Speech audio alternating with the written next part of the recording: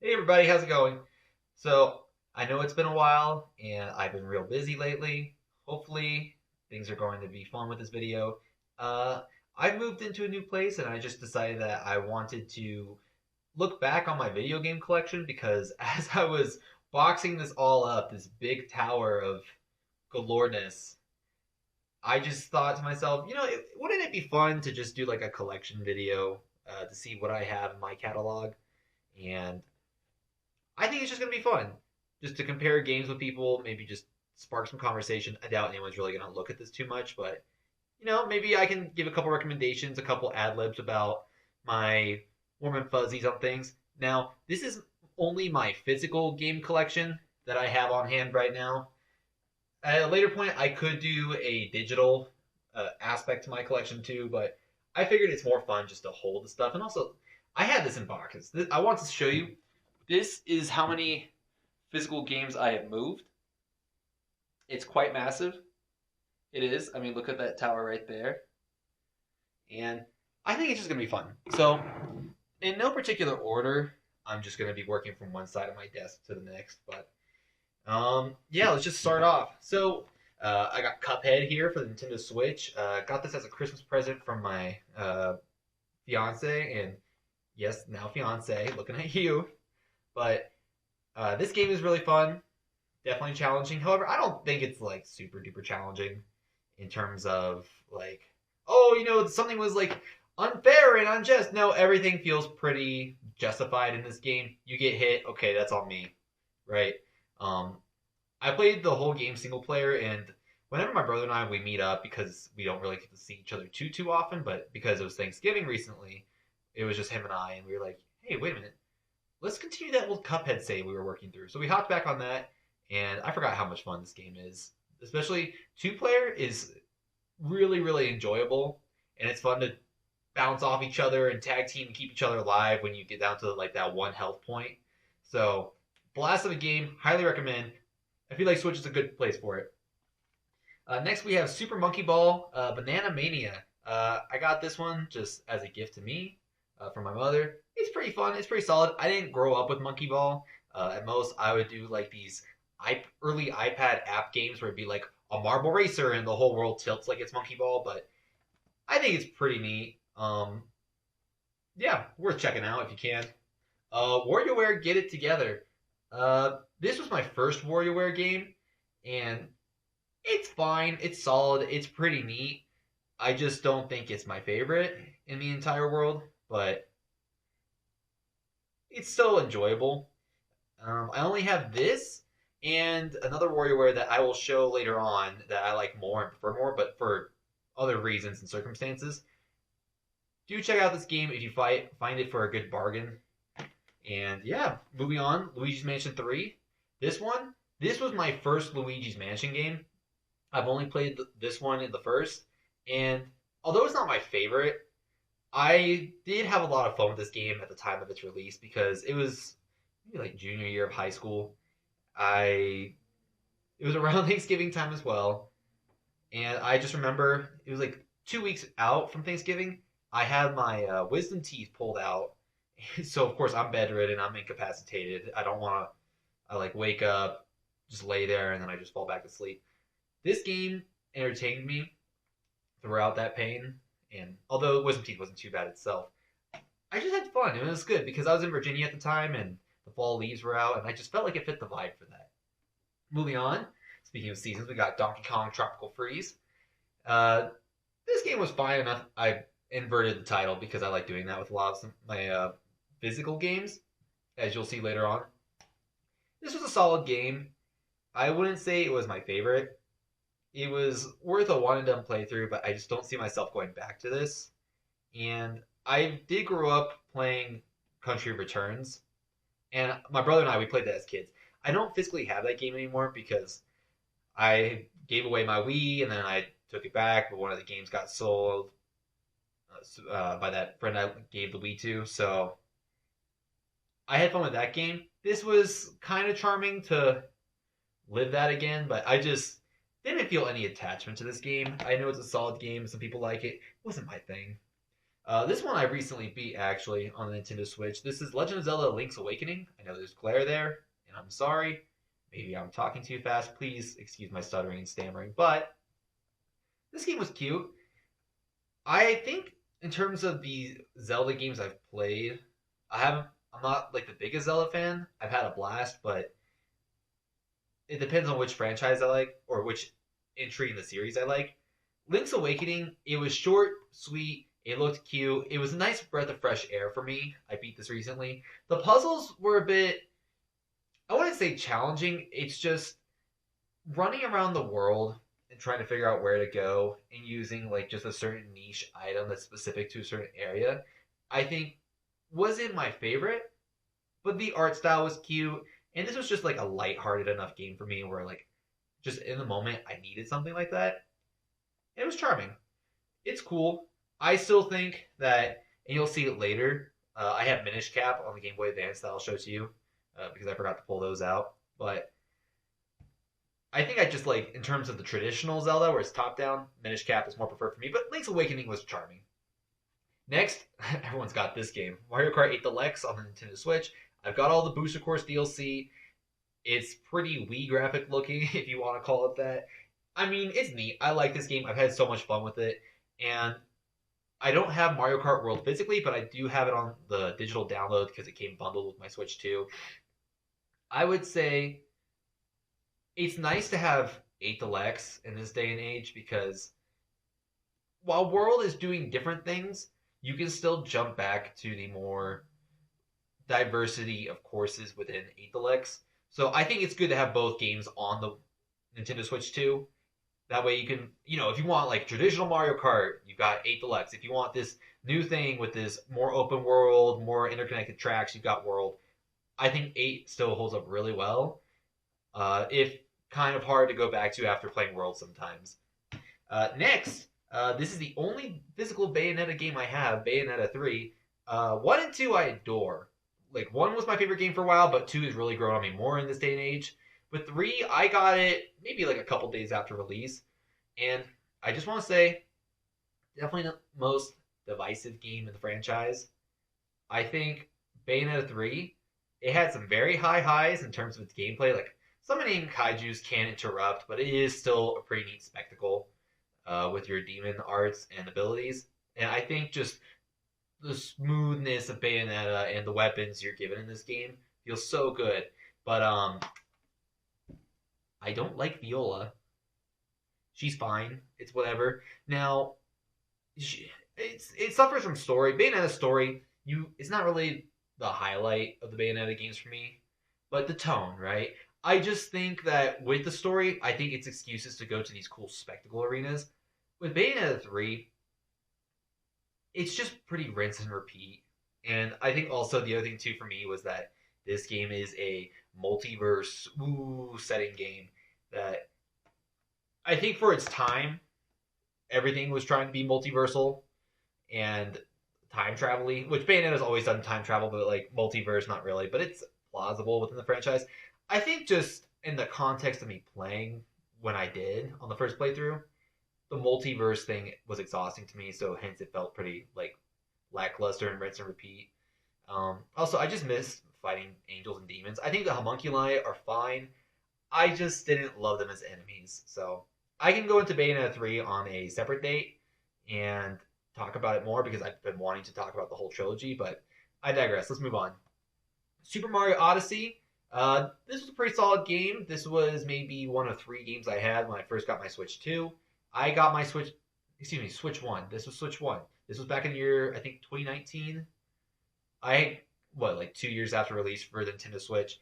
I had this Street Fighter 35th Anniversary Edition and Breath of the Wild. And Odyssey was neat for the time. I didn't really like it in terms of like playing it in the moment compared to like Mario Galaxy and Mario Galaxy 2. I just thought it was fine. I thought it was neat. It was like cool new Mario game. I don't have any other Switch games to really mess around with, so sure. I think it's probably like one of the only reasons I beat this game, and it's probably because it's one of 3 Switch games I had. Now, I'm not wanting to discount it. I respect Mario. he's not my favorite Nintendo franchise character, so I'm pretty meh on Mario at all times. But it's it's a worthwhile entry, and I think it's got some cool ideas. I think it was innovative in that sense, and I see why people love this game. You're gonna like me for this though. Moving on, aren't I a sucker for limited time releases? Super Mario 3D All Stars Collection. I got, of course, within that 1 year. I didn't buy this aftermarket, although I have seen it around. I mostly got this game to play 64 and Sunshine, especially Sunshine, because around the time of this game releasing, I was really getting into collecting GameCube games to play on my Wii. And 64, it's a classic. Classic. But I needed to see it for myself to enjoy it, and it was solid. I see why people like it. It's like a cool little glimpse back into the past for me to see where this started out.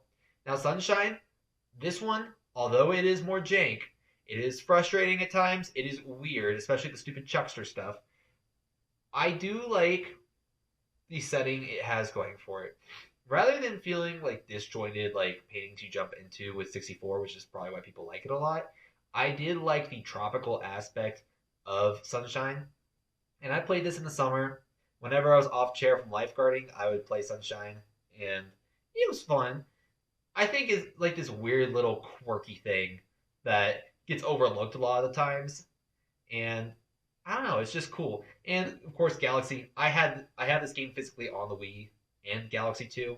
Now I know Nintendo's re-released these games digitally. I thought I preferred the Wii version of Galaxy 1, just because it's the motion controls. I know some people are kind of iffy about it. I still think it's better to use that than playing in portable, like handheld, or using the gyro aim because you have to constantly click the button to bring it back on track. It's still solid, still very solid though. It's a neat collection. I wouldn't pay more than $60 for this, but then again, it depends on your circumstance, right? Like if you don't have any three of these, sure, why not? Because Sunshine, those GameCube games and those N64 games keep going up in price. Okay, now this one is one of my favorite games of all time, coming from one of my franchises of all time, Metroid Dread. This game right here, I had just gotten into the Metroid franchise maybe like 2 years before this game came out, and I didn't know anything about this. Like I wasn't to the point where I was like reading Reddit articles and game leaks and rumor forums about the Metroid series. But with this game, it came out, and I was like, Metroid Dread, what? Like, I played Prime 2, and Super Metroid at this point, and I was like, well, what's the deal with this, right? When I saw the Switch Direct of that summer trailer for this game was awesome when it came out. Just looking at the history of it, and then just seeing like the environment with the Emmy and running around between different parts of the world, and just how fluid Samus plays compared to past iterations of herself, it is so awesome. And this is a game I actually like to try and speedrun. I don't do that often with games, but it's fun to figure out like where you can do the sequence break skips and speedrunning through or just boss rushing through. It's always a joy to go back and replay this game. Highly recommend this. Metroid Dread, phenomenal game. Not paying for the amiibo as much as I want them. I'll probably find them in the back of a dumpster one day, and we'll be good. Let's shuffle around a bit.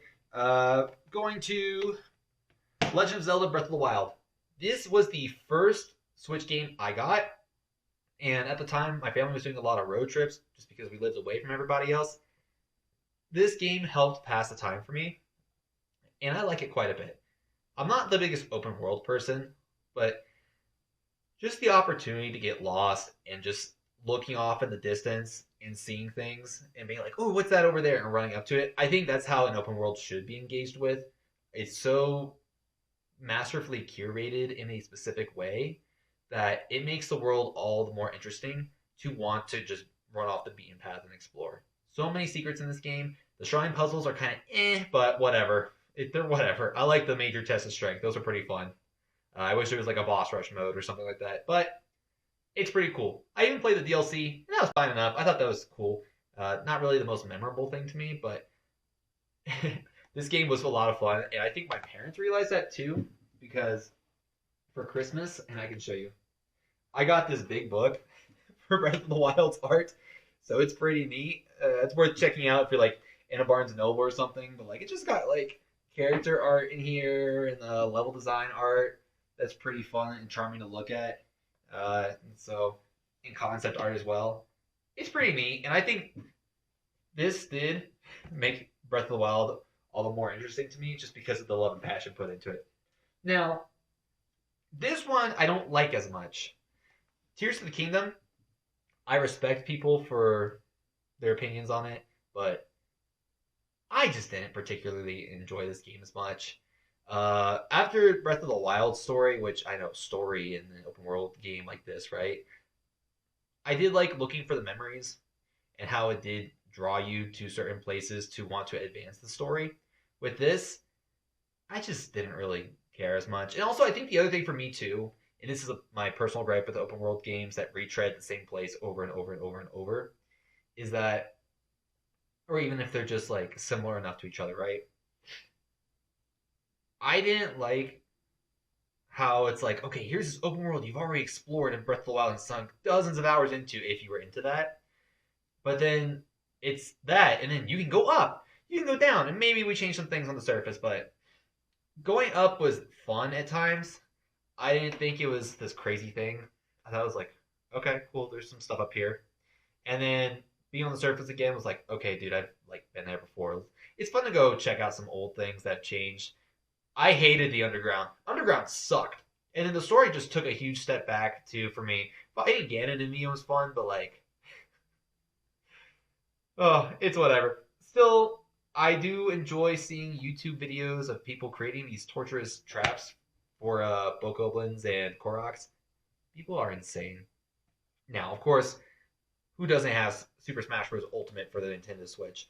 All I'm saying is, when I got this for Christmas with my brother, like a year after getting my Switch, this game was just absolutely time investing in the best way possible. My brother and I played this game nonstop. We've got all the DLC. For the longest time, we do 1v1, no items, final destination stages. And this game, I will say, got me into a lot of other fighting games that I love today, like Tekken and Street Fighter. Uh, I don't like playing it as much now, just because I find Smash Bros. To be very infuriating compared to modern fighting games because this is a party fighter. But if you're wanting new life out of this game and you played like I did for the longest time competitively, no items, please switch on the items and just see how stupid it gets. And it's so fun and it breathes new life into this game. And that's what I enjoy about it. Super Mario Party. I've got this. Next.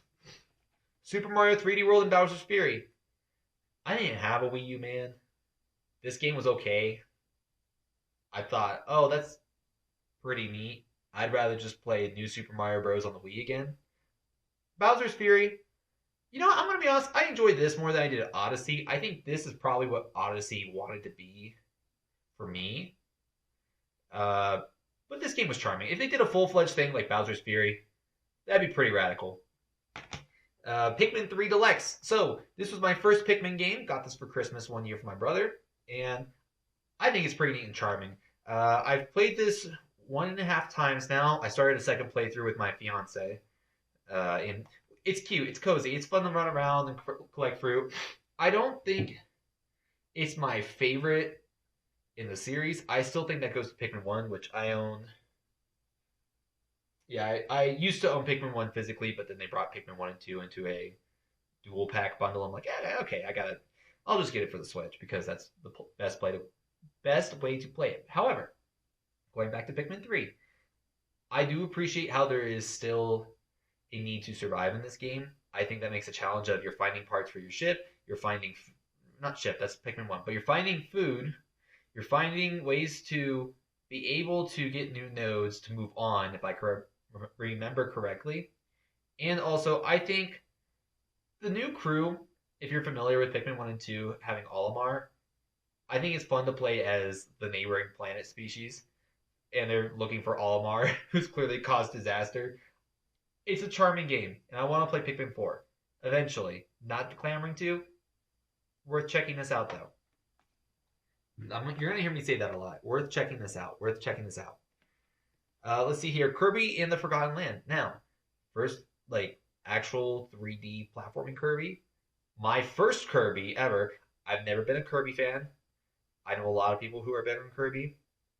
He's not my favorite, but I had fun with this game. I think the copy mechanic was a blast. And also, I think I don't know what they call it. What does it say on here?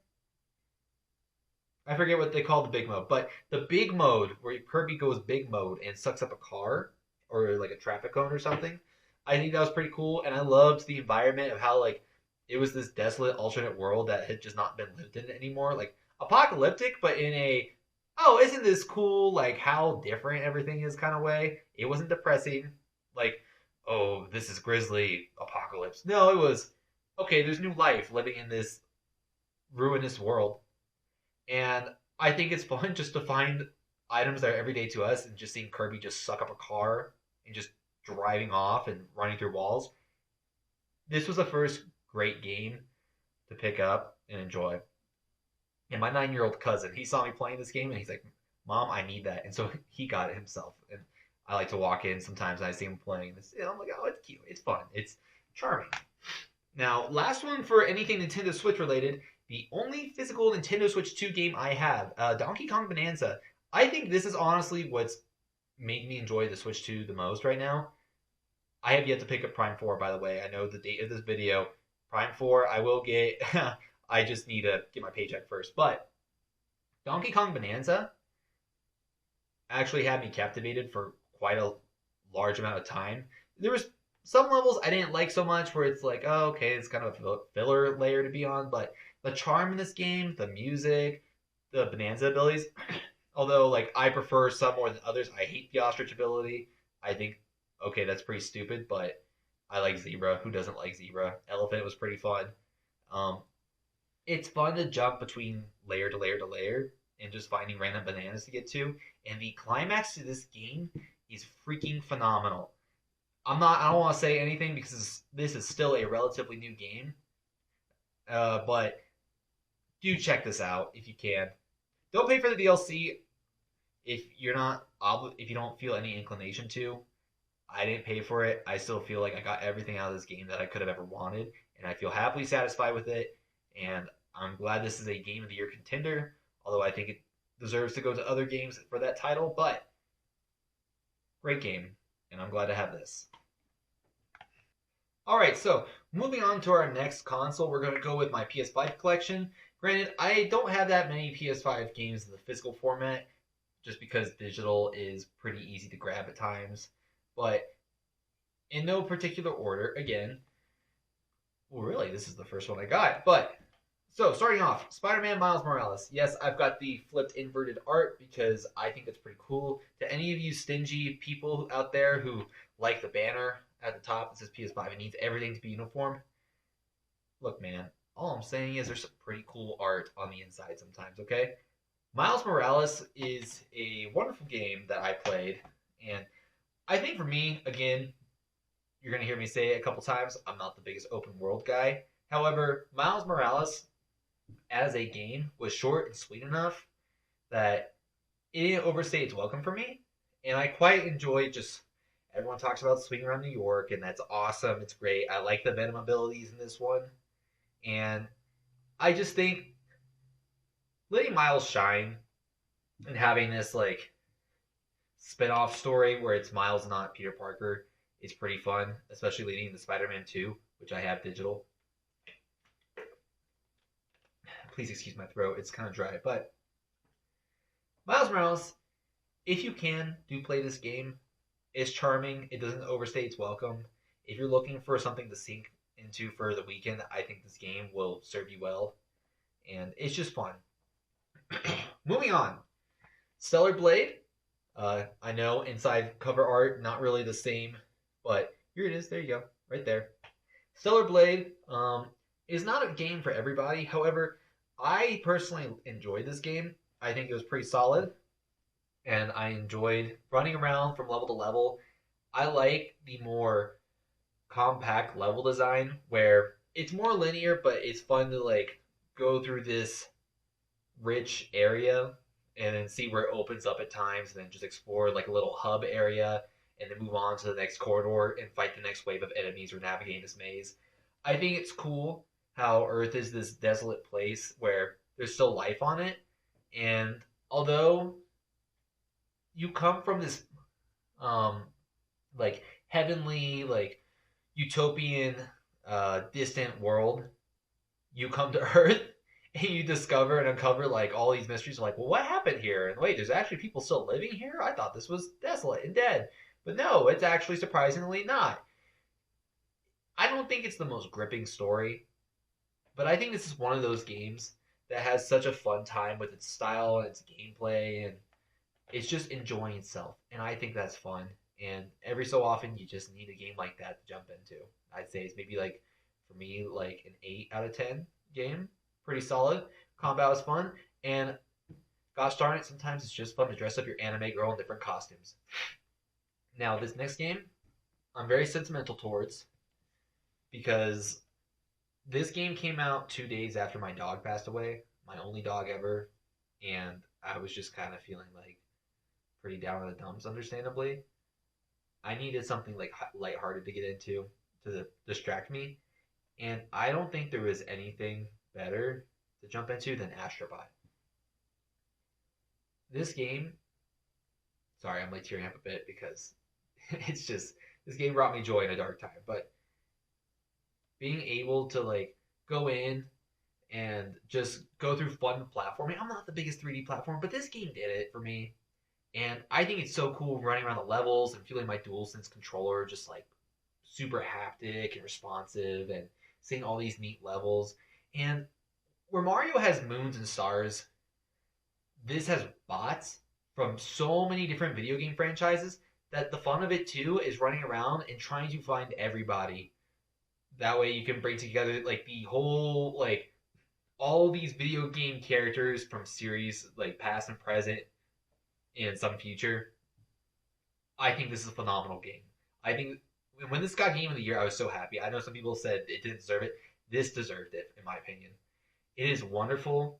It is amazing. The platforming is so tight, and as somebody who's a big video game collector who likes to see a lot of things, being able to see like different call outs to different video game franchises was so charming. And this is the first video game I've ever platinumed, and it was so awesome. And what's cool too about the physical in this, because I have to gush about this game for a minute. The instruction manual is a comic book. Isn't that cool? Like you would, I love physical media because of things like this. When the love is put into it. Thank you so much, Team Asobi, for this game. Next one is one I've got all the DLC for because it was a birthday present to me. And you know what? I'm a sucker for having Conan the Barbarian in it. Mortal Kombat 1. Look, I know it's not the best fighting game, but gosh darn it, sometimes it's just fun to jump in and just do some kung fu or just swing a sword or be a ninja, right? If you can find this game for a decent price, I recommend it. I don't think this is anything worth that's going to like capture your full focus, and it definitely needs some refinement. However, I've had my fun with Mortal Kombat 1, and I'd be lying if I didn't say that I didn't enjoy it. So it is a fun game to have in the collection, of course, and especially for you like having my dad play with me. It's just fun to be like, oh, do you have Mortal Kombat? Yeah, sure. I'll boot it up, and then we just play a couple rounds, and that's the joy of it, right? Now this one is another game I beat like 2 months ago.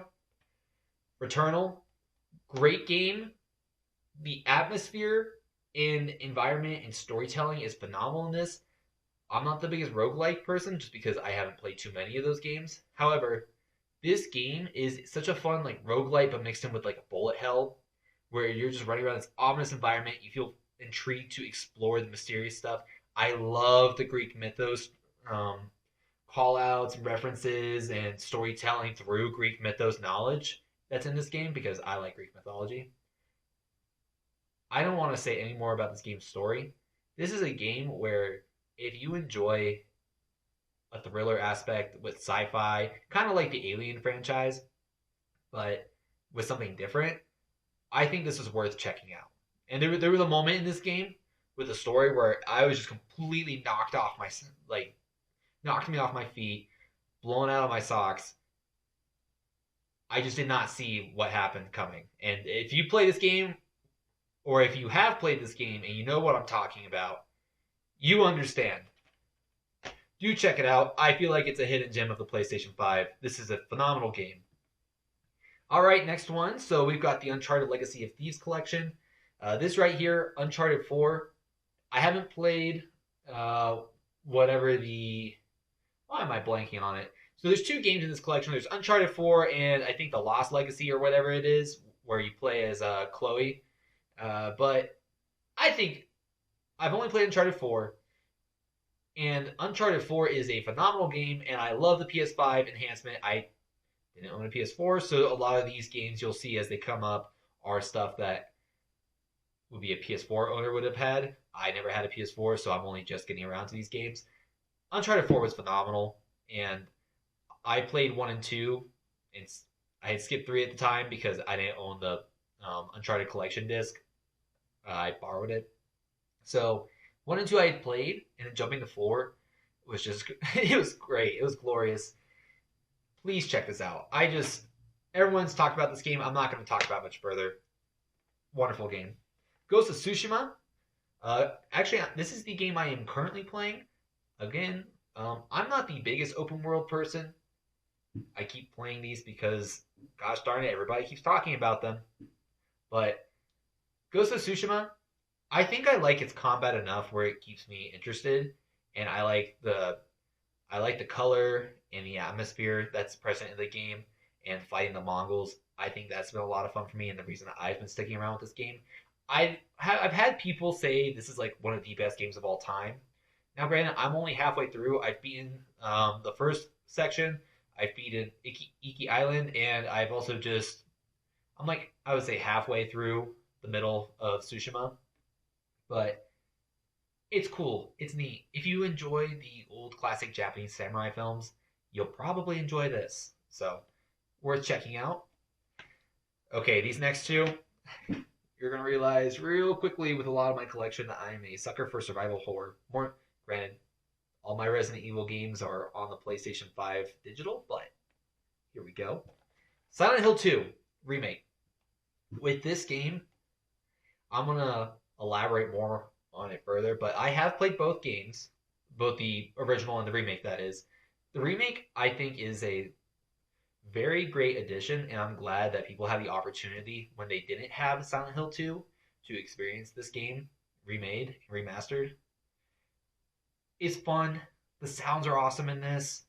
I like the twist they make on the original level design too, and also fleshing out some of the story beats, and the character performances are phenomenal. Except for one scene in the hospital where Maria has her blow up on James.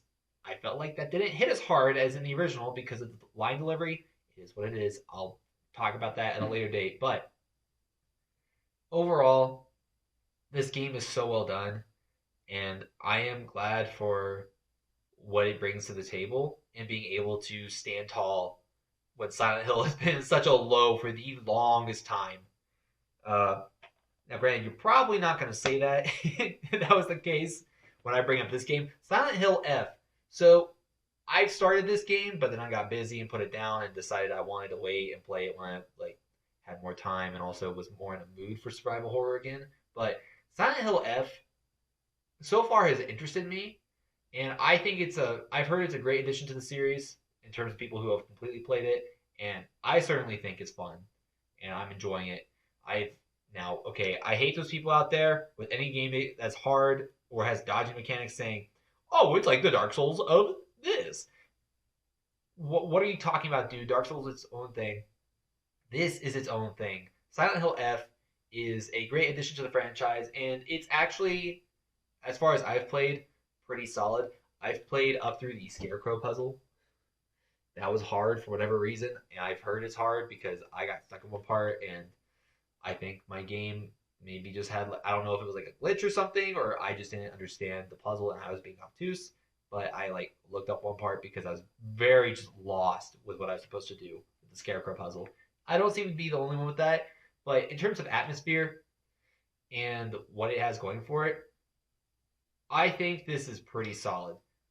At first I didn't like the idea of I get it. They did it back in Silent Hill 3, really. Silent Hill can be wherever it wants. I played The Short Message. I thought that game was fine. Clearly, I think that was just a test for what Silent Hill F was going to be. And I think they took the feedback at Konami and they did a wonderful job of making a new Silent Hill game from scratch. Thank you. Please keep up this good direction. Please check out Silent Hill F. I love the monster designs in this game. Like, look at that. That's just awesome. The fear, I forget what it's called specifically for the word, but like the fear of having holes in your skin and stuff growing out of it. Oh, it's gross. It's gross, but I like it.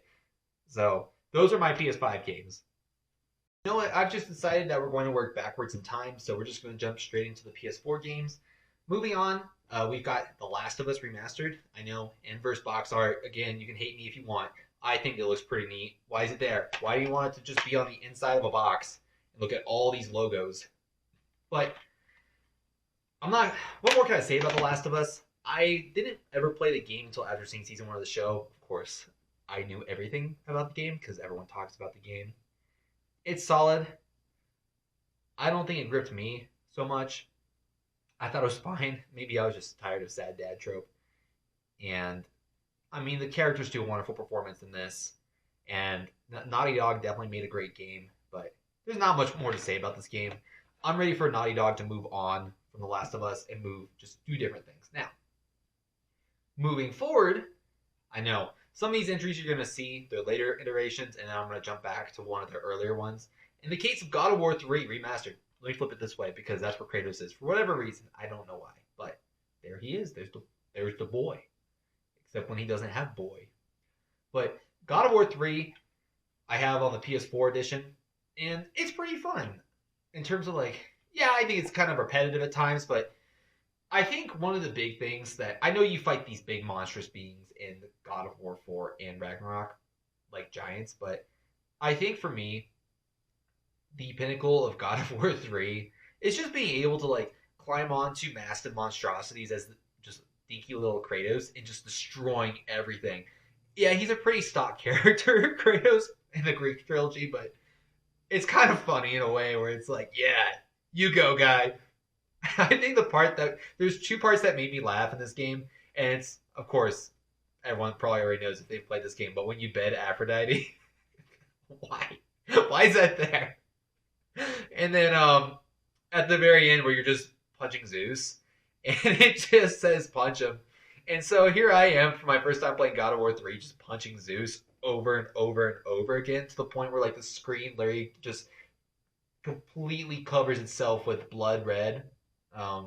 Blood from Zeus, and I'm punching to the point where it's like it's not stopping me, the game, and I'm like, I think I've gotten my fill of this, and so I stop punching, and then the game moves on. I'm like, thank you for letting me just enjoy that moment. Like, it makes you laugh, but in the most like only in a video game where they think like, yeah, we're gonna just let players just do what they want and not stop them. God of War 3 is pretty fun. And then moving on to God of War 4. For me, God of War 4 was my first God of War in terms of playing them. And I kind of knew the gist of who Kratos was because I was like, oh, who's Kratos? Like, what do I need to know going to God of War 4? It is nice that they reset it to the Norse trilogy. Granted, I think the Greek was cooler, but they exhausted that, understandably. Norse is pretty neat. I think for God of War 4, at the time, phenomenal game, but I have one friend who, she and I both agree that God of War 4, after Ragnarok released, it's kind of tough to go back to, just because it's sad dad story, and it's so funny just calling Atreus a boy. But I think the mechanics in Ragnarok, which I own digitally because it was gifted to me digitally, I think Ragnarok just refined it to the best way possible and just made the story all the more interesting compared to this one. So I do respect God of War 4 for what it is. I just, for the foreseeable future, I don't think I'll be going back to this game anytime soon. Still, if you're playing the franchise, you're going to enjoy it. You're probably just going to look more forward to Ragnarok, though. Call of Cthulhu. A game I haven't played yet, but I will get around to it at some point. Just hasn't. I haven't been called to play it, so I don't know. We'll see. It's probably a game, maybe not the best. I haven't heard anything about this game. Granted, I'm not on Reddit forums all that much. But Bloodborne. Here we go. Okay, so I've got the Old Hunter's Nightmare DLC or whatever it's called with this too. As you can see, some of these have like old retro game store stickers on them, so $9 for this, and then I think like what $20 or $25 for the DLC. I'm not the biggest Dark Souls fan in terms of the Souls series, but because I always have this trend where I get halfway through the game and I put it down and then I come back to it and maybe beat it. I don't know. I still haven't beaten Elden Ring. It's just not my thing. But I think Bloodborne for me was short enough and it was different enough with this Lovecraftian uh, English twist to it, with some awesome weapons and some awesome mechanics for how you fight in this game. Like if you lose health and you gotta quickly start whacking that enemy again in order to get some health back. I think that's cool. It encourages you to get in the face of action and not just jump away like in old Dark Souls games where it's like, okay, now let me roll away, and roll away, and roll away. No, this it wants you to sidestep and just start spamming on enemies. And the guns as a means of parrying slash not really parry but countering and causing a moment for a critical strike, I think is so fun in this game. And I love the trick weapons. And please don't make me play with Mikolash again. That's all I'm going to say. Check out Bloodborne. Hades! Again, this was a Retro Game Store find, and this was Game of the Year edition. And again, I'm a sucker for Greek stuff. This was a fun game. And I'm so excited to eventually get around to Hades 2 and just enjoy myself with that game because this one, its art style's great. Actually, like going through a part of Hades and getting to say like the Fields of Elysium and getting through that section, or the Fields of Asphodel, is so fun in this game, and it's just charming. And it's another one of those games too that has such a wonderful like art book in it. Like just seeing the characters and little snippets of them. I think that's charming. Just a fun game. Please check it out. Supergiant did a wonderful job with this. I think it's Supergiant, right? Yeah, Supergiant Games. They did a wonderful job with this. Hades is worth it. Check it out. You're just going to realize everything's PlayStation right now, so we're going to keep working backwards through that. This one is probably the largest physical PlayStation collection I have. Just because the PlayStation 3 to me is in this interesting place where you've got modern games that are being remastered or remade on it, but then so many games that are just like locked to that system that I think they're cheap enough right now because, when it's like Xbox 360 PS3 generation was not that long ago in people's minds, but it turns out it actually is. And I think this is where like video games just had the best like online presence. You can make arguments as to which video game has the best generation of video games, but I think this is PlayStation, in my opinion, at one of their most diverse moments in modern history. So, just jumping through, just going to kind of rifle through a bit of these just because some I haven't played, some I have, but don't have much to say on them. Got Call of Duty Black Ops 2. I've got Call of Duty Black Ops. I got Modern Warfare 2. I've got in the PS3 without a case Modern Warfare 3, which is my first Call of Duty on this system. These are fun. I definitely see why people love them for the time, especially playing the multiplayer. I think that's the fun with these for me, is getting some people on the couch and then being like, oh my gosh, I used to play this game all the time. Wow, this is great. And then we just have a fun time. I miss those days. Like playing Black Ops 3 with my buddies, and we're all just like playing 4-player lobby together, and we're just losing on each other or playing zombies. I think that's been a lot of fun. I think I enjoy Modern Warfare 3's survival mode the most. Seeing like suicide vested dogs running up to you, or juggernauts, or helicopters. I think that's been a blast in terms of these games. I think Modern Warfare 3, although I don't think is everybody's favorite of this generation, I think it was mine, or is mine. And all these games, to their merit, are worth checking out again. Now, Uncharted 3, you know how I said I played Uncharted 4 before I played Uncharted 3 because I played 1 and 2 on loan? Well, because I was like moving around and I had my PS3 on me, I was like, I feel like Uncharted again, but I want to play the one I haven't played yet. So here's Uncharted 3, and I'm kind of, I bought it and was just intending to sell it off again. But I'm honestly thinking about keeping it because there is a multiplayer split screen mode that I just don't think is present in the trilogy collection. And I think that's pretty fun just to see at least. Granted, this game's kind of jank on the PS3. Definitely play on PS4 if you can, but Uncharted 3. I feel like the jankness of playing on the PS3 for this specific entry is just so hilarious because Nathan Drake, everything is literally blowing up in his face. Anything he touches, it's like either falling, getting destroyed, falling apart, or blowing up. I don't know why. Nathan Drake is like a magnet for just things getting destroyed. But Uncharted 3, not my favorite in the franchise. I still had fun with it for $8. All right, so here I have the Sly Cooper trilogy. I know I have it turned inside out, but that's because I just don't like the look of the box art, which looks like the manual here. But I'm glad we have a manual in this case. So with Sly Cooper trilogy, I haven't played anything but the first 2 levels of the first game yet because sometimes you just start something and you get distracted and you move on. But I am excited to play Sly Cooper and check out what Sucker Punch has been up to, just because I am playing Ghost of Tsushima, and I have also played Infamous 1, which you will see later down the line, and I think this is just going to be a charming game to check out. And also, just like, come on, like the PS2 mascots at the time, they hit different. This is one I played back on the Xbox 360, but I am intending to replay because I don't own an Xbox anymore, is Mirror's Edge. This game, I remember just being charming and fun to run around with parkour and just jumping off skyscrapers from roof to roof and sliding along sloped surfaces and just shoulder checking a dude to grab a gun. It's just neat. There was a game on my MetaQuest that I have. I got one for Christmas a couple years back, guys, okay? But there is one that's called Stride, I think. And it's basically VR Mirror's Edge. And I couldn't help but think, oh, this is like Mirror's Edge when I was playing that. So I'm like, I gotta get Mirror's Edge. And if you haven't played this, go check it out. I have yet to play the sequel, but Mirror's Edge 1, I just remember being fun, short, and sweet, and focused on what it was doing. And when that was doing what it did best, I enjoyed it thoroughly. Now this one, I've only booted it up just to see if the disc worked, because again, you don't know with these old games.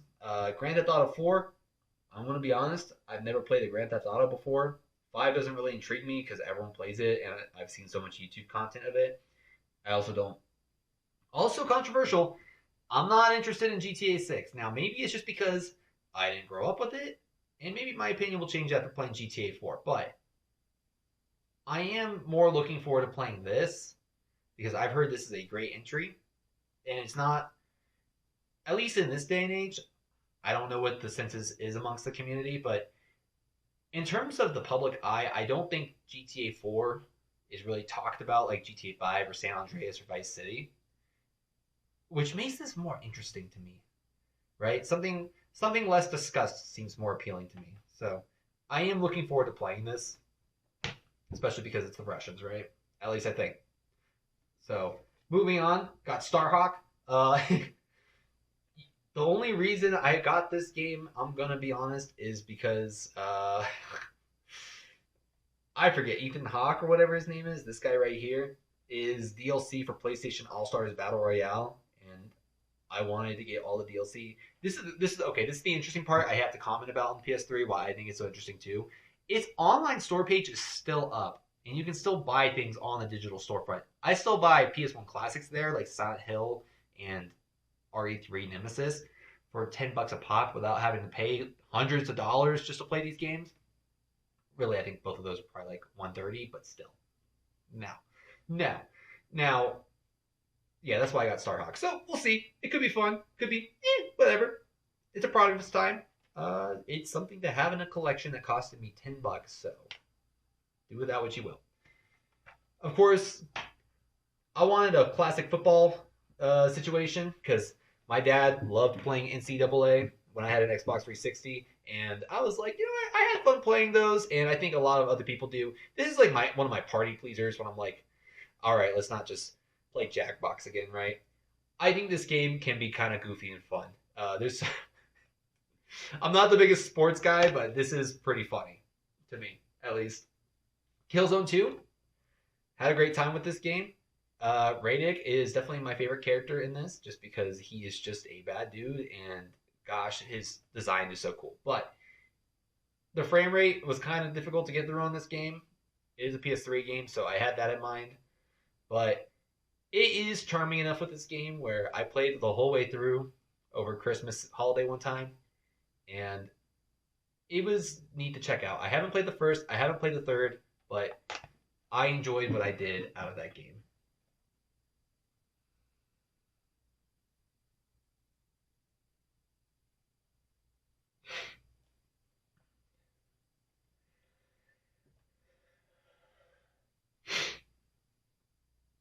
All right, moving forward with the PS3 stuff, we got a little ways to go here still, guys. I'm sorry, I know it's a long video, but Devil May Cry HD collection, because we just need that. I still have to get 4 in terms of the collection. However, I played all of 5. I enjoyed it. I put that game down for a bit because I didn't understand the context of the Devil May Cry characters and story for the time.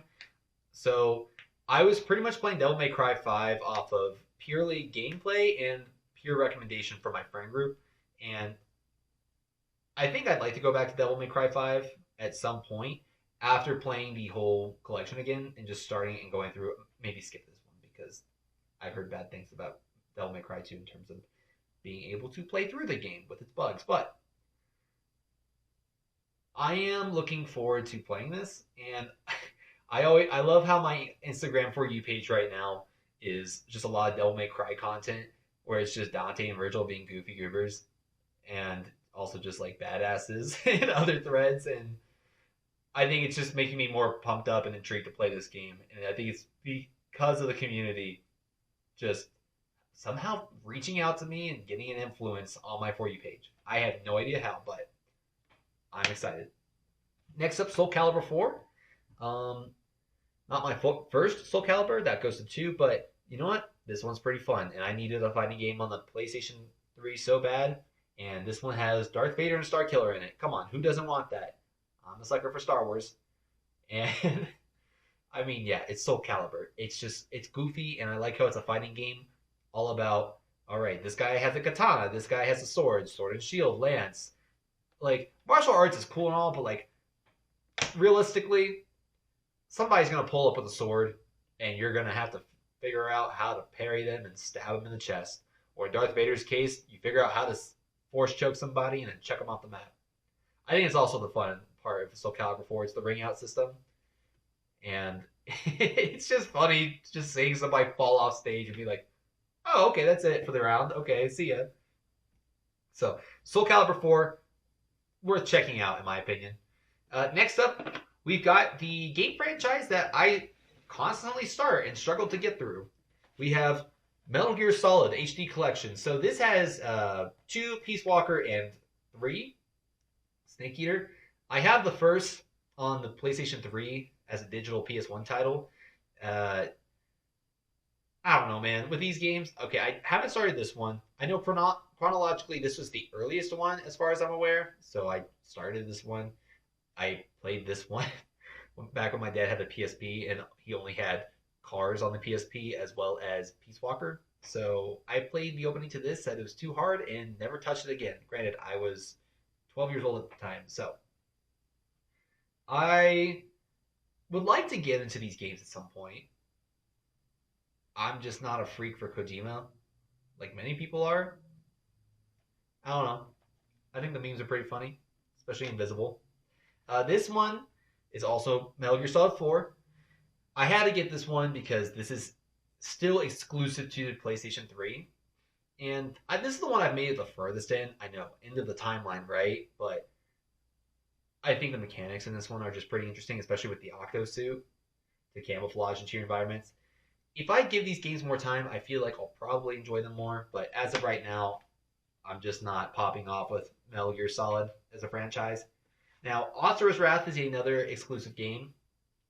And, I mean, this one's just funny to me. I wanted something more, like, bizarre and out there.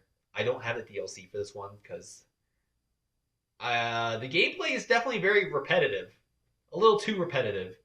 But you know what? Sometimes you just need to see some guy go anime and berserk and go Super Saiyan. So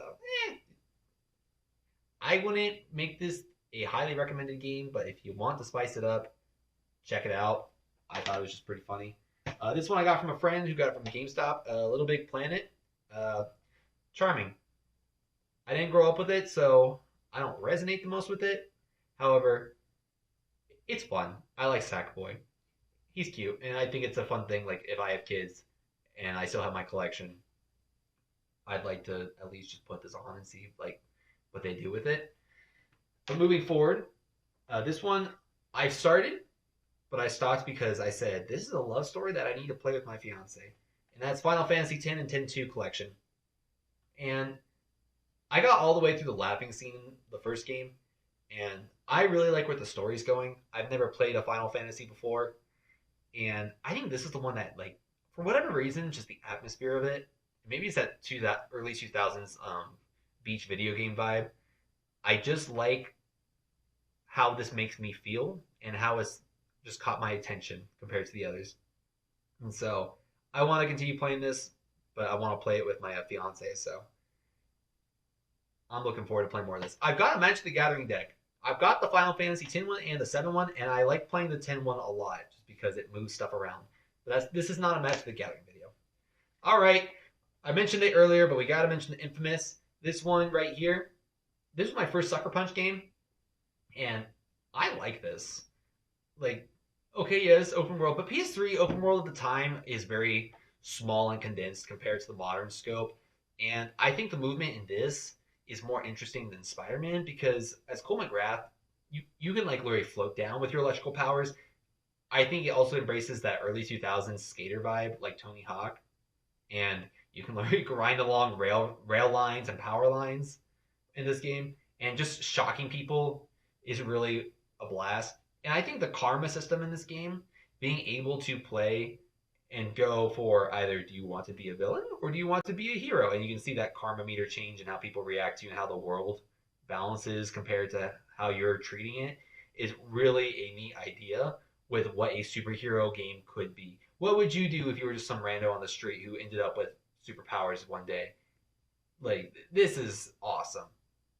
But I can't wait to play the second, and I'm glad to know that my karma meter will transfer over from my save profile from the first game, and already give an early influence to the second game, which I think is cool because it's not like this hard reset like you have in sequel games where it's like, oh, but I got so powered and now it's different and I gotta start back from square one. No, I'm glad they give you a push into that direction. And because I have it here and we're talking about it now, I have yet to play it, but I have Infamous 2 right here. Can't wait to check that out.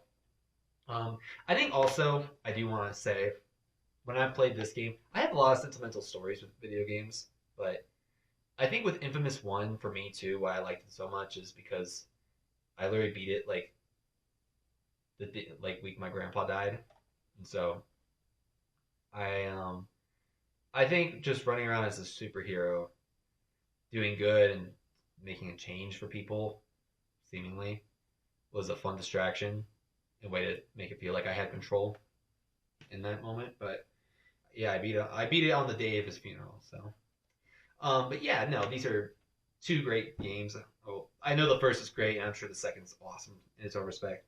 But moving forward, we got the God of War collection. Here's 1 and 2 right here. It's fun to see where God of War started out.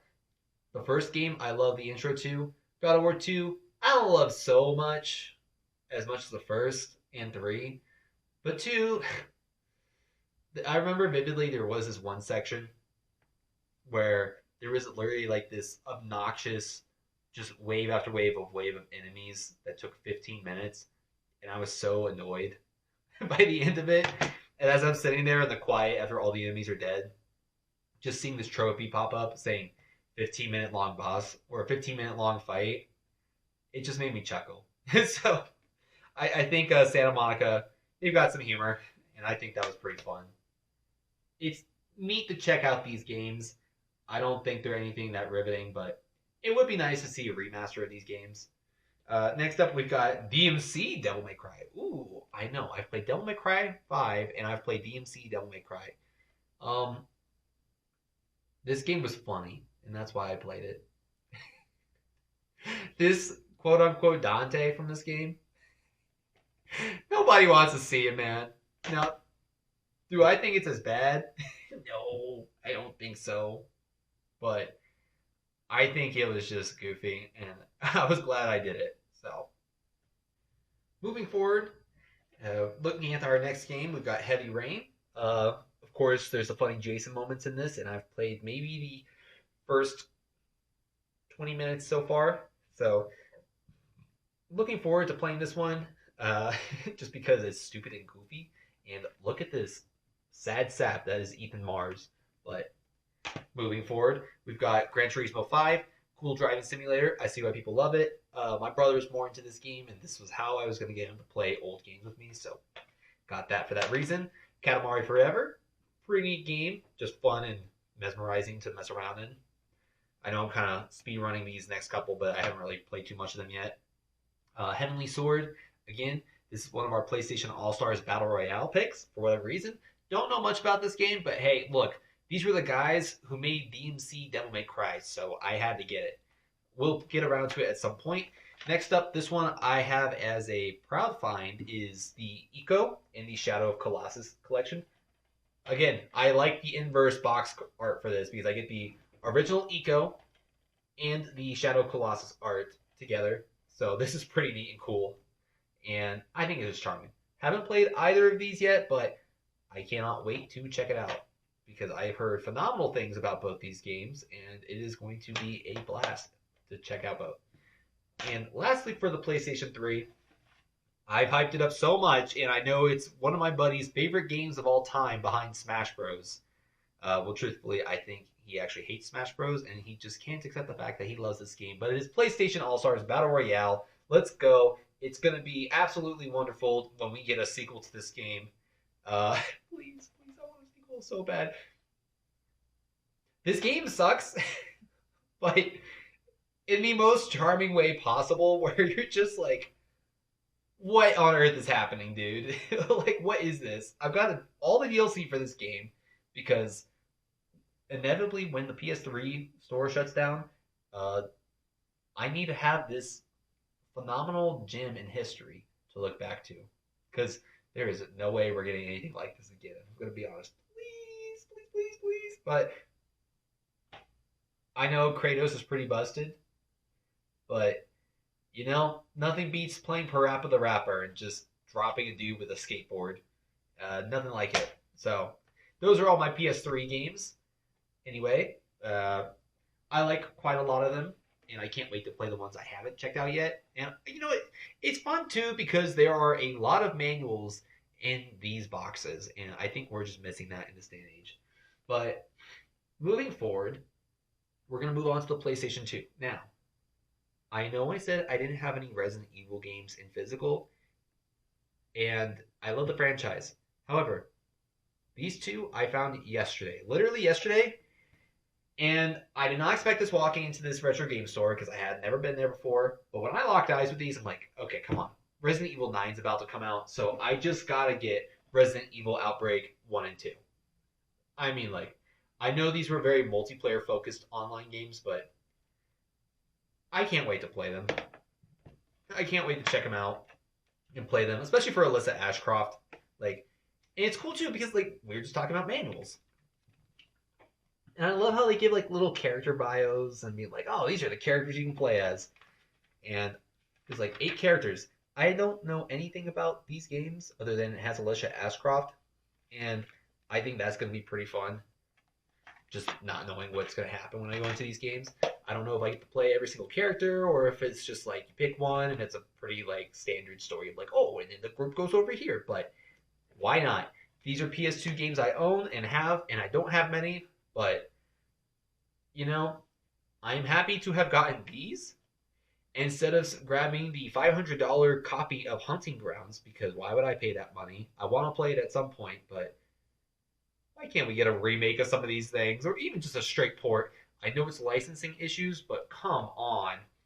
But it doesn't matter because moving forward, we've got one I haven't played yet, but I saw on Instagram and said that's pretty funny.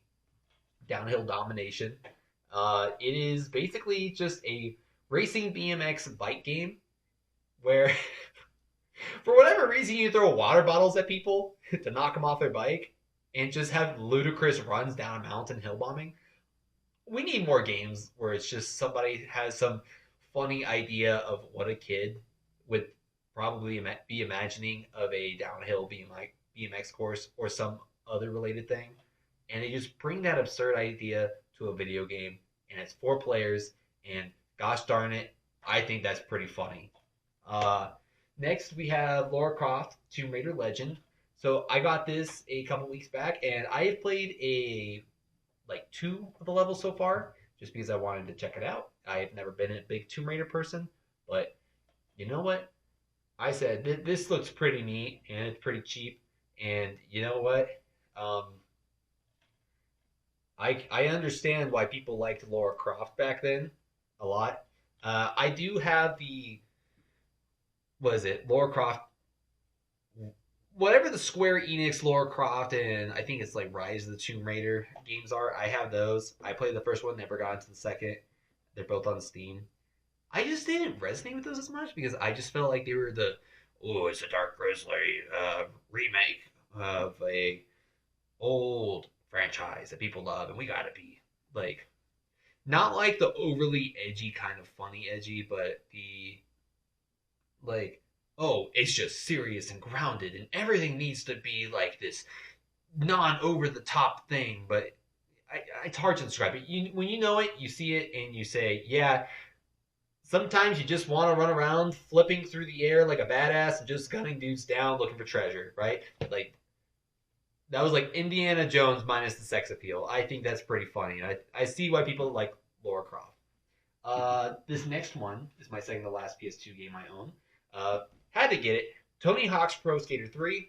I have Pro Skater 1 and 2 remade on the PS5, and I've been having fun with those recently, but it's probably because I actually was getting really into Tony Hawk Pro Skater 3. Nothing against, because I haven't played the original 1 and 2. I don't know if remaster 1 and 2 or remake 1 and 2 on the PS5 are like one to one with their games, but Pro Skater 3 just has that absurdity to it where you can just goof around and you're just going crazy, and it's got that early 2000s like grungy alt feel that everyone associates as just punk awesomeness. And I really enjoy this game, and it got me to play those games, and I want to play more of this one. I was just playing with my dad in front of me. My dad plays very few games, but there's like certain ones from his childhood which were like the hot stuff at the time. And I love just passing the controller off to him and just seeing him pop off with all his muscle memory and be like, "How'd you do that?" And he's like, "I don't know. Don't ask. Take the controller back." And I play, and I'm like, "Gosh, I kind of suck, but I'm having a lot of fun." Pro Skater 3, you just get lost in it. And there just needs to be timeless things where it's just like, it's a game first and foremost. You don't need a story. You don't need anything that big and captivating. Sometimes it's just so simple as, give me a freaking skateboard and this very absurd, like, map to skate around on, and I'm having a blast.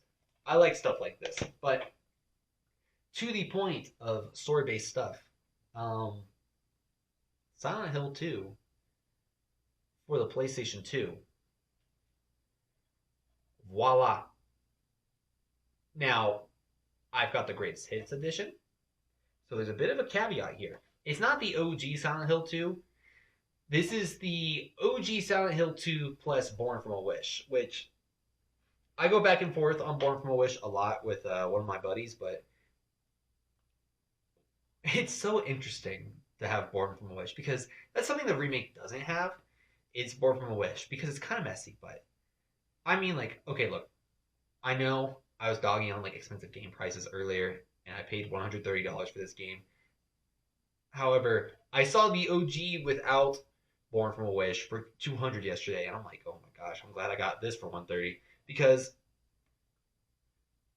this was before I got this, like maybe like a couple months before 2 remake came out, or maybe two remake had just been announced. I can't remember, but the original still holds up super duper well, and I see why people make this a very renowned title.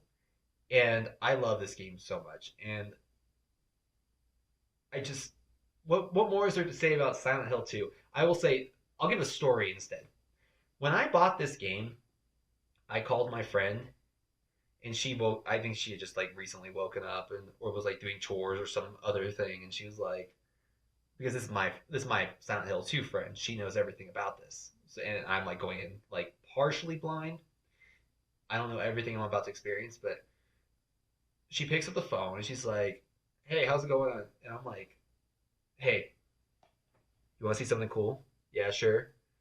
And I just pull up the case like this, and she lunges at the camera and goes, "Holy shit!" And I'm like, "There it is." So it just got me reactions like that, and this is why I love retro games because, and modern games too, all video games really. This is why I love this hobby. It's sharing those experiences with people and just seeing excitement and joy and like just the fun of resonating in something like a video game that's timeless that people still talk about to this day. And that's why I like Silent Hill 2. Born from a Wish. Hey, say what you will about it. I think it's pretty fine. I don't think it's the best thing in the world, but hey, better to have it than not, am I right? And so, yeah, that's my PS2 collection. Okay, so moving forward, that's enough about Sony stuff. I know you didn't see any PlayStation 1 in there, and that's because I have like three PlayStation 1 games, but they're all on the digital PS3 storefront because I'm not paying that much money for those games that are like most sought after. So, and also, I'm gonna be honest. My when I was born was 2002, so really the stuff that was in for the time was PS2, GameCube, OG Xbox, Game Boy Advance, things like that. That was the hot stuff. I was born then. I didn't grow up with those except for a bit of the PS2 because my dad had one. Really, I was more like a Wii kid and a DS kid. So to that point, I don't have a DS because when you're a little kid, that stuff gets given away in a couple moves. But I do still have my Wii. It's been on a journey. I remember we got the original Wii with the GameCube backwards compatibility. Didn't know what a GameCube was at the time, except for the fact that like there was this little mini disc on the menu, and we had that. My brother and I grew up some.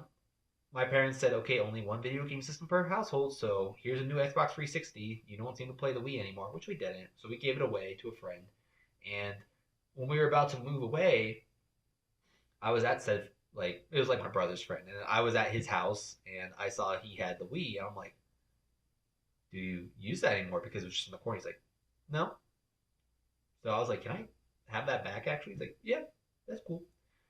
And so yeah, I got the Wii back, and so we're gonna start with the Wii because this was my childhood right here. Um, some of these games I've gotten more recently, but majority of them are from my childhood. So just gonna start out with Michael Jackson: The Experience. To my cousins, who I grew up playing this game with because we were big into Michael Jackson for whatever reason. This was probably like one of two games that we had or three, and this is the one that got us all moving quite a bit. So that was fun in that regard. And I think the joy of it was just like when like my cousins and I would play this game, and we'd all be in the living room just like dancing, like we'd clear the furniture. So that was always the fun of it. And we'd always accidentally whack each other in the face with a dance move. So just for the laughs, I still have it. And I'd rather play this any day over Just Dance. Moving on, Resident Evil 4 Wii Edition. I haven't beaten the original. I've played quite a bit of it. I played Remake, and that one just blew me away. But I still am excited to play this game and check out the old stuff because it's corny in the best way possible. It's corny and campy in the best way possible. This one I have yet to play or even touch. As you can see, this is one of those you have the disc and you have a couple spare Wii cases because you don't know what happened to some of your other discs. So we got Kirby's Epic Yarn, and I am excited to check this one out. I like the look of the art style from what I've seen, and I need to actually delve into this game. Again, I've only played Forgotten Land. Super Smash Bros. Brawl, my first Smash Bros. I do not have Melee. Please don't crucify me. This game It is so stupid, but I think when I was growing up, none of that mattered. And you just have fun playing Sonic and Snake and Mario and beating each other up. Uh, Nowadays, I have a mod, Project M, or I think it's called, or Project Plus. I modded my Wii so that way this game is better and has Knuckles the Echidna as a playable character. So, you know what? I think also the fun of it for me too is that I can look back at this manual and just see, look how dense this thing is, if you can even see it. Just seeing character movesets. Okay, where's the characters? Here we go. Oh, we even have Spanish in the back. Holy cow. Well, yeah, we got some of the character movesets here, and you can just look at them and see. And it's neat to look at. Like, sometimes you just need the manual open to look into it as you're playing. That way, you're not just pausing the menu every time you want to look at your moveset, right? Just give me a couple options to look at. I'll figure the rest out on my own. Smash Bros. Brawl, you are a hilarious game to check out as a novelty in this day and age, but hey, that Subspace Emissary had me very captivated as a kid, and I loved playing it. Next, we have GoldenEye 007. Playing with the Wii controls in this game is so freaking stupid and funny. Give your friend a Wii remote in this game, and it's just pure chaos. It turns into some guy with an SMG just spraying everywhere because he can't aim straight, and it's hilarious. So, GoldenEye, don't think it's as good as the N64 version in terms of nostalgia, but I haven't played that version, and it's the version I have, and it's just one of those things where you can't help but laugh about how dumb it is. And I'm just not realizing on the back of the box art it says, bringing multiplayer back to its roots, over 200 split-screen combinations. 200 splits. What does that mean? What does that mean? Does it mean like somebody has like a super tiny screen down here and somebody's got like the rest of the screen? So I don't know. Beats me. But we're about to move on to super high quality here. We got Super Mario Galaxy 1 and Super Mario Galaxy 2. Now, I got 2 before I got 1, and I love 2 more. I think this just has more fun ideas. 1, I understand people like its story, but in terms of level by level, I like 2 more. I think this is the more interesting game, and I just have a blast, and it's fun to play with Yoshi, and it's fun to have this first one here too. I think both are phenomenal games, and they feel very thick. Yep, we got big boxes we got a big manual in here, so that's pretty neat. But both are excellent games, and I am glad I do not have to buy them on the Nintendo Switch 2 once again. Thank goodness. Also, join Club Nintendo. This is part of the fun of collecting older stuff. It's relics. These ones we're just gonna pop off. Lego Batman 2, and Lego Batman OG. I have not touched either of these games. I had this more for my cousins, just because Lego nostalgia, but then like little kid stuff to offer them when they come over. And it's just, I played the DS version of Lego Batman, dude. So there's that. Lego Indiana Jones 2. And then I got Lego Indiana Jones 1. They're GameStop cases, so. This one I had as a kid. We play. A lot of dumb mini games in this one, but again, not everything needs to be this fleshed out thing, and there's just such fun in the stupidity of some of these games. Now, this game is worth buying exclusively for the Wii Tanks mode that's in it. Now, there is a game on Steam called Wii, not spelled like W-I-I, but like W-E-E Tanks. Play that. Like, that is, if you're looking for Wii Tanks, you can play it on your PC in this day and age, and I think that's pretty awesome. Thank you to the guys who made that a reality, and I'm so glad I have it. This game is funny, and I like how the UFOs come in and you have to shoot them to save your Wiimies. I think that's the fun of some of these Wii line games. It's seeing your Wiimies in it and having a good time. Like in Wii Sports Resort. Now, I need to catch my breath here because I talk too fast, and I'm sorry for that. But I don't know what happened to my original case copy. But I also don't have I had like a little paperback case for Wii Sports, so I have both Sports and Resort in here. I think, yeah, I do. Okay. Yeah, I've got both in here. I love both games in their own respects. I like flying around in Resort under the dogfight mode and seeing who can do like these tricky like fly through volcano routes, or swordplay mode where it's showdown. You're just constantly like whacking hordes of AI weemies. I think that's funny. Such a good time there. Moving forward, haven't played this one yet, and I'm a Prime fan. I know, please, please. Metro Prime 3 Corruption. I don't know why I couldn't really feel the urge to play this game. Maybe I just got busy and my Wii was at home while I was at college, so what could I do, right? But Metroid Prime 3 is one I would love to check out, and I like the look of the armor designs in it. And I need to play this so that I can play Prime 4. I need to be able to save some money, granted. I know I say that as I just bought Resident Evil Outbreak and Outbreak 2, but I need to save some money before I buy like a $70 Switch 2 game. And you know what? It's better I wait on Prime 3 until I feel called to it. So I'll play this eventually. You're going to realize I didn't play any of the Prime games with motion controls because I have Prime 1 remastered on Switch, and I played that with classic controls. I have Prime 3 here. However, I have Prime 1 and 2 for the GameCube, and that's how I played those games. It wasn't on the Wii. It was on the GameCube. So I had the like tank controls where I had to go in, stop, hold down the trigger in order to like look up and down and then hit the lock on key. Can't wait to play Prime 3 though. And I, just curious to check it out. Now, Mario Kart Wii, this game, everyone's got memories of this game. So I modded it and I got, I think GPT or whatever kart for the Wii mod. And this game is so stupidly funny and infuriating. I pulled out my Wii during COVID to play, and I found this game, and I had to make a new save file, and I went 100% in that game, and gosh darn it, it took me forever simply because of the difficulty of that game. But oh my gosh, it was so fun.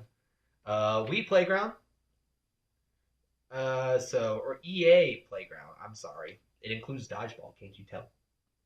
But this game is another one of those stupid games that it's kind of shovelware, but you can't help but laugh about it in retrospect, especially if you played this game as a kid, which I did. And I like how there's like the paper airplane racer mode, there's tetherball, you can literally have like RC slot race cards. There's a Nerf dart mode where you're like dodging around and shooting dudes, and then there's dodgeball. I think in terms of Wii Sports, this game has like none of those Wii Sports games, so I think it's kind of funny in that regard. I actually need to go back and play this sometime to see how stupid it is.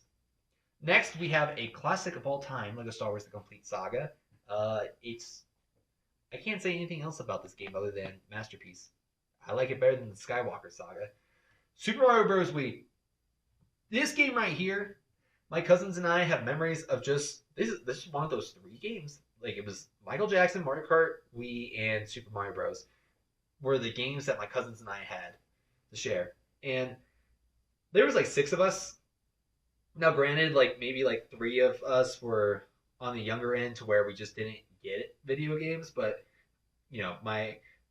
I was like on the older half of that spectrum. So we'd always end up losing our minds and flipping out on our younger cousins who were like Blue Toad or Yellow Toad, and we'd just be like freaking out on them, like knife handing and screaming like, why did you go into a bubble and bounce on my head and kill me on that death gap?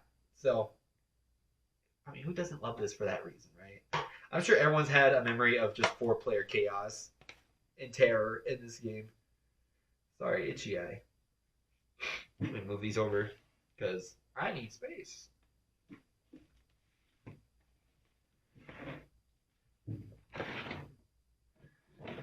Alrighty, moving forward, this one is an EA game. We have, I don't know how to pronounce this. Is it Ski Blur or SSX Blur? Either way, it is a skiing and snowboarding game. I think that's just funny, and I think it is charming in that regard to just go back to and play. This manual is nothing, I'm realizing. Holy cow. They barely printed paper for this. EA, you cheapskates. But, it gets the point across. Either way, so there's that. Then I have one I've yet to touch, Twilight Princess. 3D Zelda, in terms of ones I've played Breath of the Wild, I played a bit of Skyward Sword, didn't like that and sold it on the Switch version. And I had, shoot, what was it? Wind Waker, and I'll get to Wind Waker in a bit, but I have yet to play this game. Sorry, can I say? Oh, I forgot about Tears of the Kingdom on top of Breath of the Wild, but I have not played this game yet. Maybe at some point.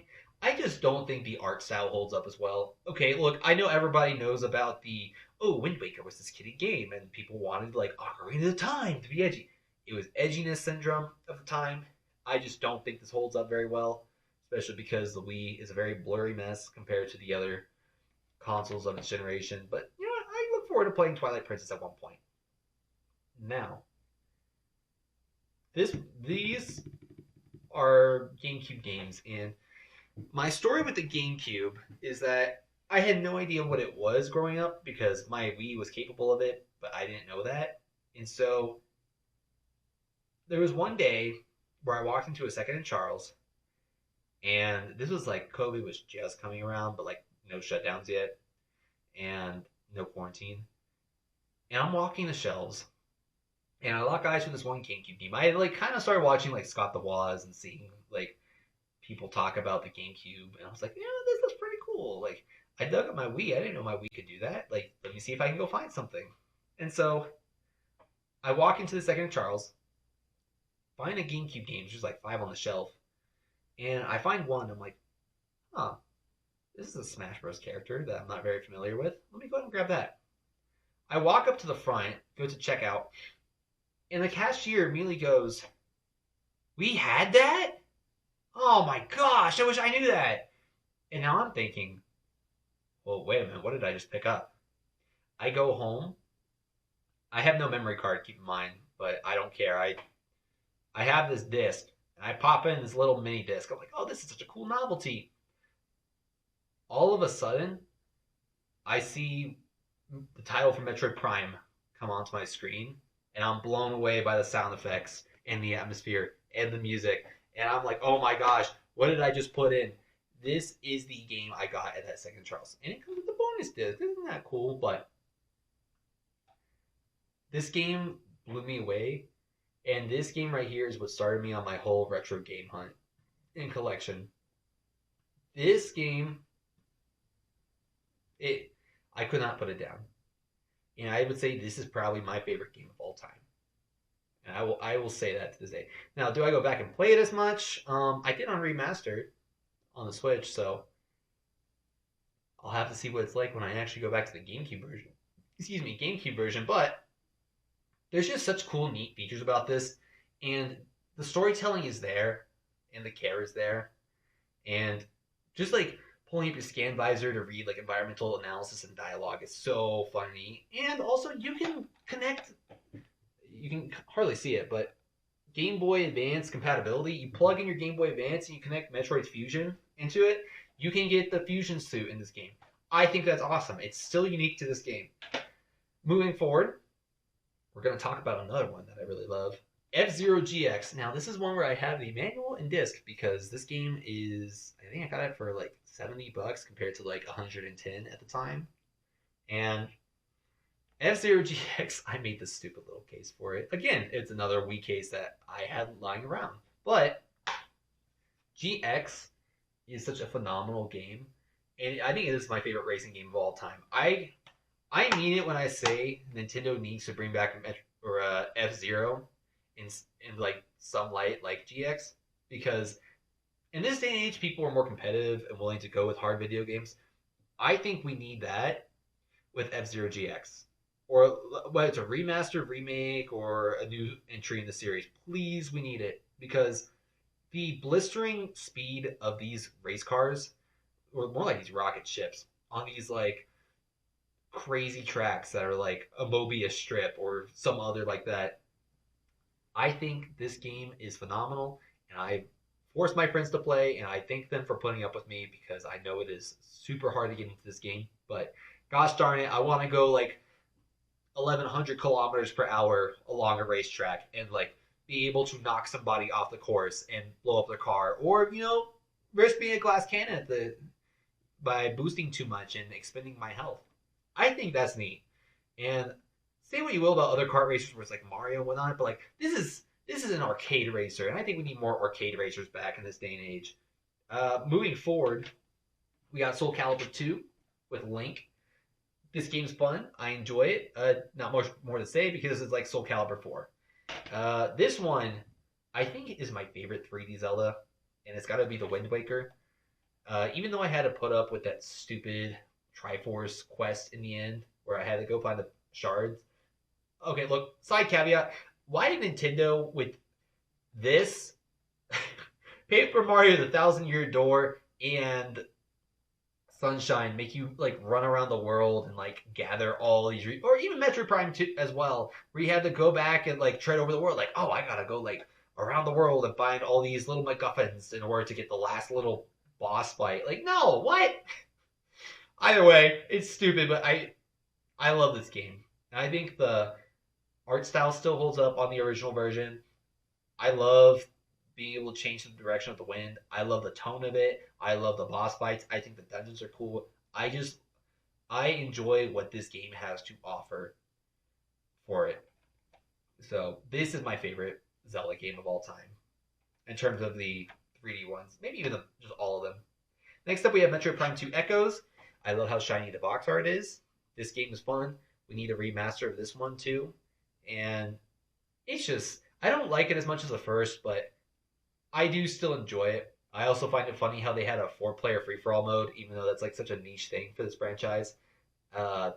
It's just fun. I love Prime 2. I have here, and I have yet to play, all of these. This is the Legend of Zelda Collector's Edition. I got it because, yes, it has 1 and 2, Zelda 1 and 2 on the NES, but it also has Ocarina of Time and Majora's Mask. I haven't touched Majora's Mask, and I could not get into Ocarina of Time. Granted, these play like N64 games, and that's just a little too far back for me. So maybe, hopefully, I'll get into it. But worst comes to worst, I have this in my collection, and I just look for a 3DS that has Ocarina of Time and Majora's Mask remastered. Okay, now this one. We talked about Luigi's Mansion 3 earlier. Delving over to Luigi's Mansion 1, I think this is my favorite one in the whole franchise. Granted, it's a trilogy, but I love the atmosphere of this game. It's quick, it's replayable, it's arcadey. The mansion aesthetic is so distinctly, like, I don't know how to describe it. It feels like 2000s Halloween, and what a old haunted mansion would look like. I would say it feels like the Haunted Mansion ride at Disney World, but with a Luigi twist. And I think Luigi is such an interesting character compared to Mario. And I just love replaying this game every Halloween.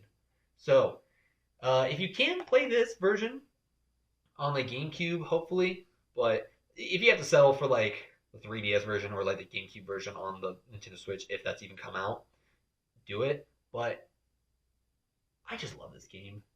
And I think like the kind of like rough around the edges pixel look of it or polygon look of it like makes the atmosphere all the more unsettling and goofy.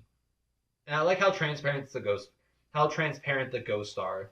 Like you can kind of see on like Bogmire, but like right there or like on the front. And like I just think like because this mansion is so small, there's just so many secrets packed into it that you can miss on a first time playthrough, and I appreciate that. Moving forward, we've got Paper Mario: The Thousand Year Door. This game right here, I enjoyed it. I had never played Paper Mario before, and I'm glad I did this entry.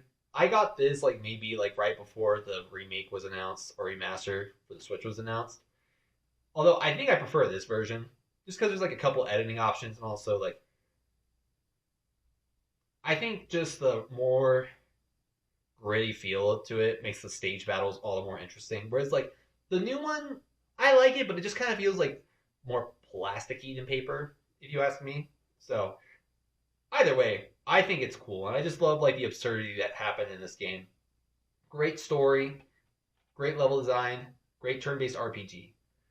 Mario Kart Double Dash. This is kind of an oddball to go back to, but it's unique enough with the character switching mechanic that it's fun. Being able to have 2 characters on a cart, strategize like, okay, each character has special items that I need to play with. And so you like strategize who you pick based on their special items, and you can even play like a two-player mode where it's like you're both tag teaming in the same cart with another player.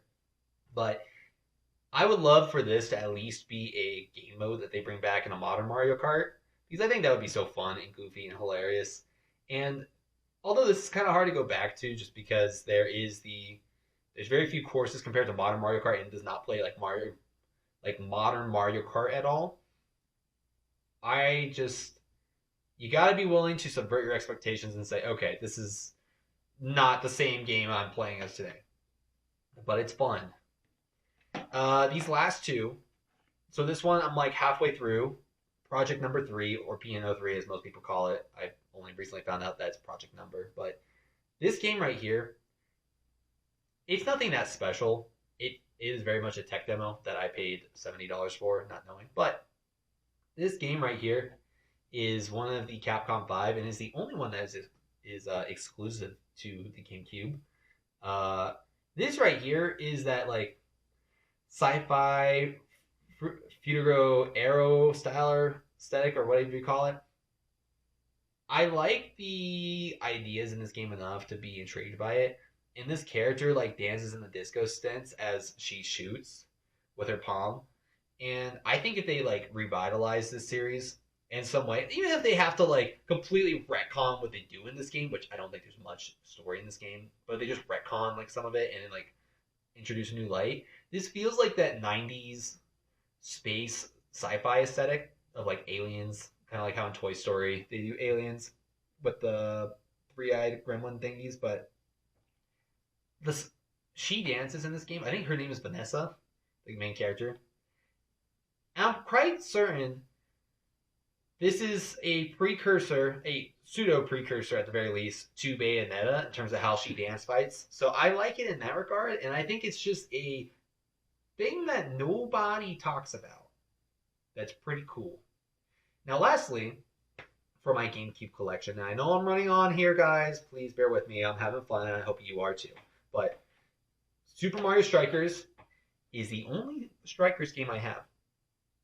And this game right here, you know how I said I like to have like party ones that like party games that most people don't know about, and I can boot this up and I force them to play with me and my friends.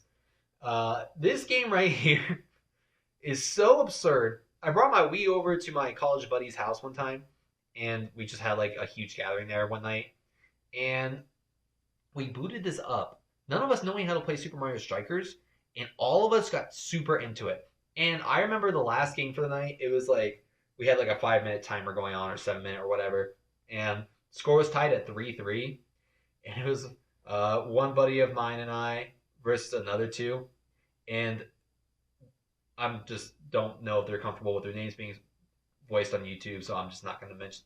They know who they are.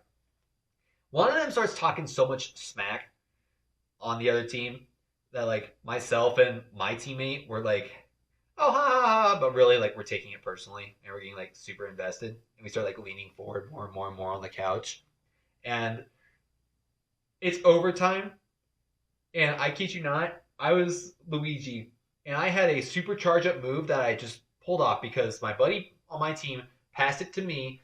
I have it. I'm away from everybody, and I'm like, we need to get this ball in the goal, and the goalie keeps blocking it. So I pull off the super, and I managed to hit the green 2 times, and Luigi pulls off like this pizzazzy move, and he kicks it in, knocking the goalie in, and we win the game at that point. And me and my teammates stand up and we're screaming, yeah! Our buddies on the other team were not all too pleased, but we got so riotous in this game that the neighbors upstairs like walked down. They were like a bunch of girls, and they were like knocked on the door, like, "Hey, like what's going on in here?" And it was a whole thing. That's my story with that game. But Strikers phenomenal. I want to go back to playing this with some buddies. All right, so these last few ones, these are portable games, but I'm moving on to my Game Boy Advance right here, and I have the SP edition, so a little flip-up guy. He's charming. I enjoy him. Overall, I haven't played a lot of the Game Boy Advance stuff recently, and it's not my favorite thing in the world, but there's like a couple games that grabbed my interest at the time, and I still find them charming. And just going through them, I mean, this is the biggest one I've got, Tetris DX, because you gotta have Tetris. So I've got that. I've got Super Mario Bros. 3 Advance 4. Not my favorite. I haven't really played much of this. I got it because like, oh, it's Mario. So there's that. I got Sonic Advance. This game was charming. I remember playing this when I was in Mexico visiting my grandfather, and because he was just down there, and so we just like drove around, and I just happened to have this in my pocket. I was like, it's fun. I enjoyed playing it some. Not my favorite, but just solid entry. Wario Land 4. I had never played Wario Land before, and so this was pretty cool to check out and just mess around with for a couple levels. So we were talking about WarioWare Inc. earlier. I've got this one right here. I like this one the most because it truly is a leave it in your pocket, open it up, and play a couple rounds of something real quickly when you want to. And I think that's the fun of the Game Boy Advance. I think this game embodies it real well, and I think this is my favorite WarioWare. It's just classic. It's simple, straightforward, perfect for the Game Boy Advance. Rhythm Heaven. I forget where I got this one. I got it at some niche store, but I think it's a fan-made reproduction one. I don't quite know, but it's fun for whatever reason because this is like a kind of I don't want to say bootleg, but like a repro version that somebody made. It doesn't entirely save all my progress too often, so which is fine. It's Rhythm Heaven. I don't need it to. So these next couple, I have 4 more, and these I'd say are my favorites. I have yet to beat it, but I'm enjoying my time. I just kind of boot it up when I need to. Super Mario, or Mario and Luigi Superstar Saga. It's charming, it's turn based, and I just love the Super Bros moves that you do with this game. I think it's really fun, worth checking out if you can. Cackletta, I think is the name of the villain, and she's pretty funny. I just like the expressive, goofy nature that is Mario and Luigi. It's just such a fun spinoff. This one, my favorite top-down Zelda is Legend of Zelda Minish Cap. I love this game so much. I played it during the summers, lifeguarding when I was in college, and just running around and being big, and then like shrinking down and going into something that's just like putting a new perspective on an environment that you were in. All of a sudden, like a puddle is this massive lake that you have to traverse. I think that is really cool, and I like that aspect of Minish Cap, and I think it's fun for that part, and it's amazing they could just pull something like that off on the Game Boy Advance. Now, these next two, I constantly replay on my Game Boy Advance. And so, first up, we've got Metroid Zero Mission, a remake of the original NES version. Phenomenal. It's quick. It's lightning fast. I can play it in like 3 or 4 hours and like get a good time out of it. And I love how they add the Zero Suit portion to the very end of the game. It is wonderfully fun to play this game over and over and over again. And the sprite work is just beautiful, and the music goes crazy. And then, on a completely separate tone, it used to be my favorite, but now I think it goes to Dread, but for the time, is Metroid Fusion. Metroid 4. Because this one is still locked. Granted, they have it on Switch Online now, but this was exclusive to the Game Boy Advance, as well as Zero Mission, but Fusion was more story-based, and I know it's not really like a sequence-breakable game like the other ones are. However, because I played Super Metroid, I was like, okay, I gotta go find Fusion. So the reason I got a Game Boy Advance was to play Fusion and Zero Mission, and I happened to find Fusion first, and this game I just love. I love the X as an enemy. I love how Samus is kind of turned into this more alien form with her suit, and I think it's bizarre. And I love how like this is the point where they introduce Samus actually being able to like be more agile, but at the cost of being more like a tank build.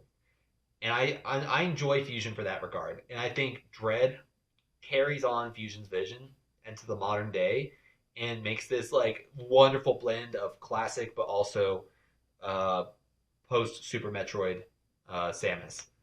But so yeah, these are my games overall. I hope you all enjoyed this. Thank you so much for bearing with me, and I hope this has been at least a fun yap session for you like it has for me. But please make sure to like and subscribe if you want. Just please keep coming back. and enjoying what I have to offer, hopefully in the future, where I actually can put more time into videos where I'm just having fun. But if you want to see me talk about any of these games for my podcast episodes that I do, please let me know. And I'd love to take like a retrospective or a podcast approach to it. Any of these that I have on hand right now, please let me know which one you're looking forward to the most if I haven't done it yet. Anyway, that's it for now. Take care, y'all. See ya.